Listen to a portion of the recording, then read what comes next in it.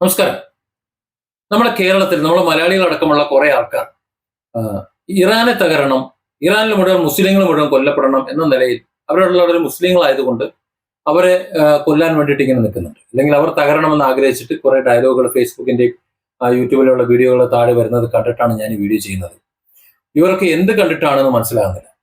Middle ഈസ്റ്റിലെ Iran Iran തകർന്ന തരിപ്പണമായാൽ, ഇറാന്റെ സൈനിക ശേഷി പോയി ഇറാനെ തകർത്ത് നശിപ്പിച്ചു കഴിഞ്ഞാൽ പിന്നെ കേരളത്തിൽ മലയാളികൾക്ക് ജീവിക്കാൻ പറ്റൂല എന്ന് എത്ര പേർക്കറിയാം? ഈ ഇന്ത്യയിൽ എത്ര പേർക്ക് ജീവിക്കാൻ പറ്റും? ലോകത്ത് എങ്ങനെ ജീവിക്കും ആൾക്കാർ? പിന്നെ ഈ ലോകത്തൊരു ജീവിതമില്ല, എല്ലാവരും ആത്മഹത്യ ചെയ്താൽ മതി. ഈ ഒരു അവസ്ഥ എത്ര പേർ ചിന്തിക്കുന്നുണ്ടെന്ന് എനിക്കറിയാൻ വയ്യ. അതായത് മിഡിൽ ഈസ്റ്റിലെ സൈനിക ശക്തി ആരാ?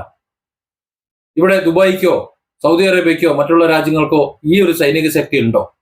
അമേരിക്കയോ ഇസ്രായേലിനോ പിടിച്ചു നിർത്താനുള്ള എന്തെങ്കിലും സൈനിക ശക്തി ഉണ്ടോ അവർക്ക്? അങ്ങനെ ഉണ്ടായിരുന്നെങ്കിൽ അവരുടെ രാജ്യത്തൊക്കെ അമേരിക്കൻ ബേസ് അവർ അനുവദിക്കുമോ? അത് ചിന്തിച്ചാൽ മതി. അതായത് ഏതെങ്കിലും രാജ്യം അവരെ ആക്രമിക്കാൻ വന്നു കഴിഞ്ഞാൽ അവരെ പിടിച്ചു നിർത്താൻ തക്കവണ്ണമുള്ള ഒരു വലിയ വലിയ സൈനിക ശക്തി ഈ പറയുന്ന ഒരു രാജ്യങ്ങൾക്കുമില്ല. അവർക്കുള്ളത് കുറെ കണ്ണാടി മാളികകളും അതുപോലെ വമ്പൻ കെട്ടിടങ്ങളും അടിസ്ഥാന സൗകര്യങ്ങളും മറ്റ് ടൂറിസം സൗകര്യങ്ങളും ഒക്കെയാണ്.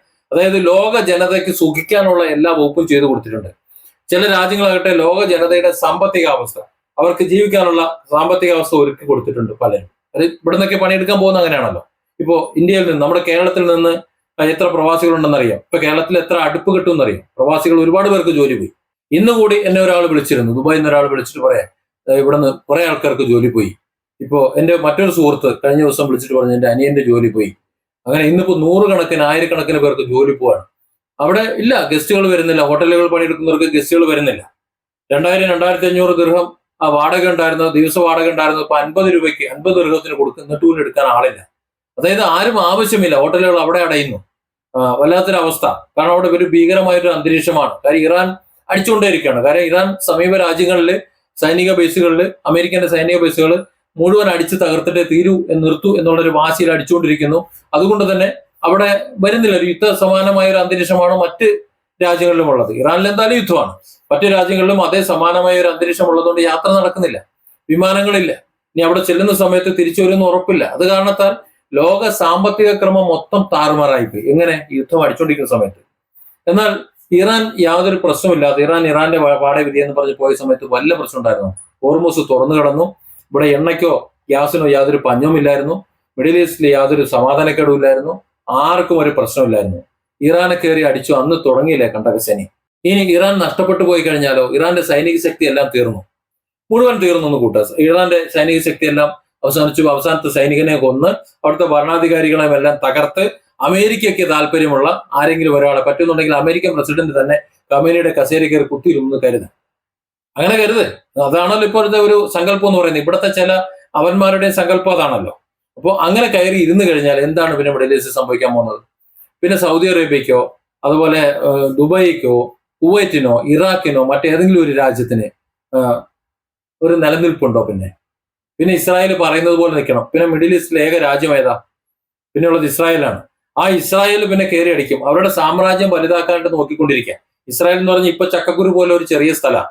ആ സ്ഥലം പോരാ, അവർ വലിയൊരു വിശാല ചിത്രം വരച്ചു വെച്ചിട്ട് അവരുടെ രാജ്യം അത്രത്തോളം വിശാലമാകണം എന്ന് കരുതിയിട്ട് അതിനുവേണ്ടിയാണ് ഈ പണിയെടുക്കുന്നത്. അതിനുവേണ്ടി തങ്ങളുടെ രാജ്യം കൂടി ഉപയോഗിക്കുമ്പോൾ ഏത് ഈ പറയുന്ന ദുബായ് അടക്കം അവരെടുക്കും.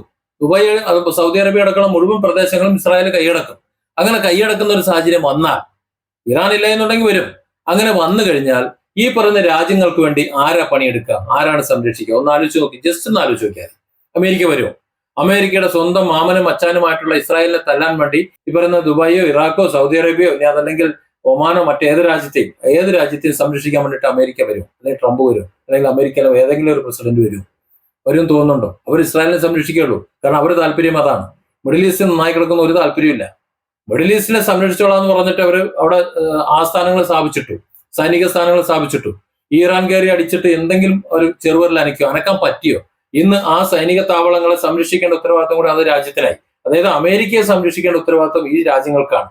ആ ഒരു അവസ്ഥയിൽ അമേരിക്ക ഇവരെ സഹായിക്കാൻ വരുമെന്ന് കരുതുന്നുണ്ടോ? അതായത് ഇറാൻ ഇന്ന് അവിടെ നിലനിൽക്കുന്നത് കൊണ്ടാണ് മിഡിൽ ഈസ്റ്റ് നിലനിൽക്കുന്നത്. മിഡിൽ ഈസ്റ്റ് നിലനിൽക്കുന്നതുകൊണ്ടാണ് അവിടെ തൊഴിൽ സംരംഭങ്ങളും മറ്റുമെല്ലാം നടക്കുന്നത്. നമ്മൾ മലയാളികളുടെ വലിയ ബിസിനസ് സംരംഭങ്ങൾ അവിടെ ഉണ്ട്. ആ പണമെല്ലാം ഇങ്ങോട്ട് വിടുന്നത് അവിടെ സമാധാനമായതൊക്കെ ചെയ്യാൻ കഴിയുന്നത് കൊണ്ടാണ്. ഇറാൻ പോയാൽ, ഇറാൻ എന്ന് പറഞ്ഞ രാജ്യം അവിടെ ഇല്ല എന്നുണ്ടെങ്കിൽ ബാക്കി എല്ലാം കഴിഞ്ഞില്ലേ? പിന്നെ ദുബായിൽ സമ്പത്ത് എവിടെ? സൗദി അറേബ്യൻ സമ്പത്ത് എവിടെ? ഇങ്ങോട്ടുള്ള ഒഴുക്കെവിടെ? തൊഴിലെവിടെ? ഒന്നും ഉണ്ടാവില്ല. എല്ലാം അമേരിക്കയുടെയും ഇസ്രായേലിന്റെയും കാൽക്കീഴിലേക്ക് പോകുന്നുള്ള ഒരു ഉറപ്പാണ്. അത് തന്നെയാണ് സംഭവിക്കാൻ പോകുന്നത്. അത് മനസ്സിലാകാത്തത് ഇവിടെയുള്ള ചില കുരുപ്പുകൾക്കാണ്. ആ കുരുപ്പുകൾക്ക് അത് മനസ്സിലാവേയില്ല. പക്ഷെ ഇവിടെ ഈ യുദ്ധത്തിന്റെ 33-ാം നാൾ ഇവിടെ നമ്മൾ കണക്കെടുത്ത് നോക്കി കഴിഞ്ഞാൽ എത്ര പേര് സൗദി അറേബ്യയിൽ നിന്നും ദുബായിൽ നിന്നും അവിടെ നിന്ന് ഇവിടെ നിന്നൊക്കെ ലീവിന് വന്നിട്ട് തിരിച്ചു പോകാൻ കഴിയാതെ നിൽക്കുന്നുണ്ടെന്ന് ചിന്തിച്ചാൽ മതി. കമ്പനികൾ പറഞ്ഞിരിക്കണം എന്താണെന്നറിയാം, ഞങ്ങൾ പറയാം, അന്നേരം വന്നാൽ മതി, വീട്ടിൽ നിന്നോ, ഞങ്ങൾ വിളിക്കുന്നവർ വന്നാൽ മതി, ലീവ് നീട്ടിക്കോ. നിങ്ങളൊന്ന് ആലോചിച്ച് നോക്ക്, കേരളത്തിലെ സാധാരണക്കാർ ജനങ്ങളെ കഴിഞ്ഞ 10 വർഷത്തെ അവസ്ഥ. എത്ര പേരാ ജപ്തിന്റെ വാതിക്കൽ നിൽക്കുന്നത്? നമുക്ക് വരുന്ന ഓരോ ദിവസം വരുന്ന കോളുകൾ എത്ര എന്നറിയോ? ആ കൂട്ടത്തിൽ ഈ പ്രവാസികളെ വീടും വരും. വളരെ കഷ്ടപ്പെട്ട് പണിയെടുത്തുണ്ടാക്കിയ വീട് ലോൺ എടുത്തിട്ടുണ്ടാവും. ആ ലോൺ വെച്ചിട്ടാണ് ഈ വീട് പണിയെടുത്തിട്ടുള്ളത്. തിരിച്ചടവ് മുടങ്ങും. ബാങ്കുകളോടെ പ്രവാസ ലോകത്ത് ഇറാൻ ദുബായി ആക്രമിച്ചെന്നോ അല്ലെങ്കിൽ ഇറാൻ ഇസ്രായേലിനെ ആക്രമിച്ചെന്നോ അമേരിക്ക വന്ന് പിടിച്ചു എന്നൊന്നും പറഞ്ഞിട്ട് കാര്യമില്ല. പിന്നെ കേരള ബാങ്ക്, സഹകരണ ബാങ്ക് പിന്നെ എടുക്കാൻ പാടില്ല, ജപ്തി ചെയ്യാൻ പാടില്ല എന്ന് മുഖ്യമന്ത്രി പിണറായി പറഞ്ഞു എന്ന് പറഞ്ഞിട്ടും കാര്യമില്ല. അവർ പിടിച്ചോണ്ടു. ഇതൊക്കെ പറഞ്ഞിട്ട് ജപ്തി ചെയ്തുകൊണ്ട് പോയില്ലേ? ഉള്ളിൽ സുഖമില്ലാതെ കിടന്നവരെ കട്ടിലോടെ എടുത്ത് പുറത്ത് വെച്ചിട്ട് വീട് ജപ്തി ചെയ്തു പോയ ചരിത്രമാണ് ഇവിടെ ഉള്ളത്.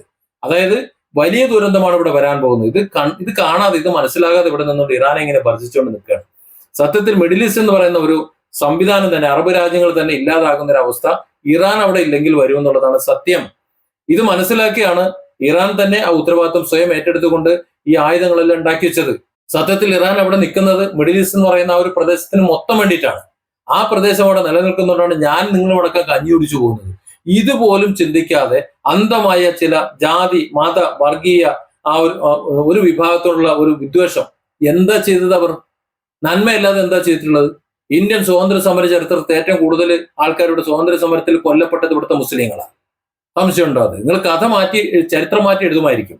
നാളെ ഇനി അത് മറ്റാരെങ്കിലും ഒക്കെ ഉണ്ടാവും. ഇവിടെ മുസ്ലിങ്ങൾ മുഴുവൻ ബ്രിട്ടീഷുകാർക്ക് പാദസേവ ചെയ്തു, അവരുടെ ഷൂ നക്കി എന്നൊക്കെ ഒരു വിഷയം നിങ്ങൾ പറയുമായിരിക്കും. കഥ അങ്ങനെ എഴുതി വെക്കുമായിരിക്കും.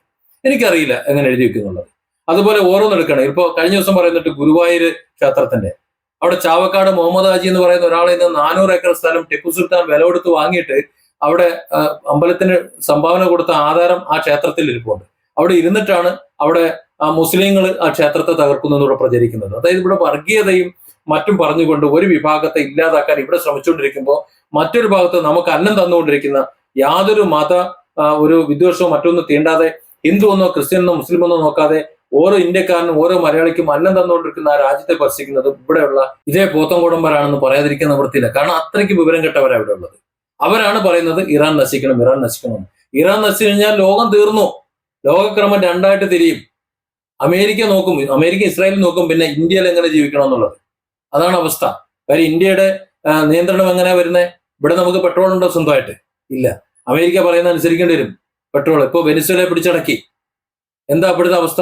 അതുപോലെ സൗദി അറേബ്യ അടക്കമുള്ള മിഡിൽ ഈസ്റ്റ് രാജ്യങ്ങളെല്ലാം അമേരിക്കയുടെ ഇസ്രായേലിന്റെ കയ്യിൽ വന്നു കഴിഞ്ഞാൽ എന്തായിരിക്കും നമ്മുടെയൊക്കെ അവസ്ഥ? അവർ പറയുന്ന കണക്ക് നിൽക്കേണ്ടി വരും. എണ്ണ വേണമെന്നുണ്ടെങ്കിൽ എണ്ണ പിണ്ണാക്കില്ലാതെ ഇവിടെ രാജ്യം നിൽക്കുമെന്ന് കരുതുന്നുണ്ടോ? 12 ദിവസത്തെ യുദ്ധത്തിൽ ആ ഹോർമുസിലൂടെ ആ എണ്ണ ഇങ്ങോട്ട് വരാതായപ്പോ, ഗ്യാസ് ഇങ്ങോട്ട് വരാതായപ്പോ നമ്മളെ അടുക്കള പൂട്ടിയില്ലേ?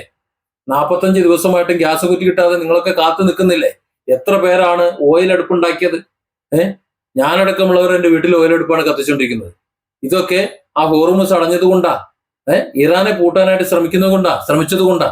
ഇറാനെ പൂട്ടിക്കഴിഞ്ഞാൽ ഇതിലും വലിയ ദുരന്തമാണ് വരാൻ പോകുന്നതെന്ന് മനസ്സിലാക്കിക്കൊണ്ട് ഇറാൻ നിലനിൽക്കേണ്ടത് ഈ ലോകത്തിന്റെ, നമ്മുടെയൊക്കെ സമാധാന ജീവിതത്തിന്റെ ആവശ്യമാണെന്ന് മനസ്സിലാക്കിക്കൊണ്ട് അതിന് വേണ്ട പിന്തുണ കൊടുക്കുക, ഇറാന് വേണ്ടി ശബ്ദിക്കുകയാണ് ശരിക്കും വേണ്ടത്. ആ ബുദ്ധിയാണ് ഞങ്ങളൊക്കെ ചെയ്തുകൊണ്ടിരിക്കുന്നത്. വിവരവും വിവേകവും ഉള്ളത് കൊണ്ട്, ആ ഒരു തിരിച്ചറിവും ബോധം ഉള്ളത് കൊണ്ട്. എന്നാൽ ആ സ്ഥാനത്ത് ഇറാൻ നശിക്കട്ടെ, ഇസ്രായേൽ അങ്ങോട്ട് വളരട്ടെ, അമേരിക്ക അങ്ങോട്ട് വളരട്ടെ എന്ന് പറഞ്ഞിട്ട് ഇവിടെ അന്ധമായ കുറെ മുസ്ലിം വിരോധ നിമിത്തം ആരൊക്കെയാ പറഞ്ഞു കൊടുത്തതാ? ഈ പറഞ്ഞവർക്ക് ആർക്കും മുസ്ലിങ്ങൾ ഒരു ദ്രോഹം ചെയ്തിട്ടില്ല. എന്നിട്ട് ഇറാൻ ഇങ്ങനെ തകർക്കാൻ നിൽക്കുമ്പോൾ തകരുന്നത് നമ്മുടെ ജീവിതമാണ്, എന്റെയും നിങ്ങളുടെ അടക്കം ജീവിതമാണ് എന്ന് നിങ്ങൾ മറന്നു പോകരുത്. Different angles. Don't forget to subscribe and support this channel.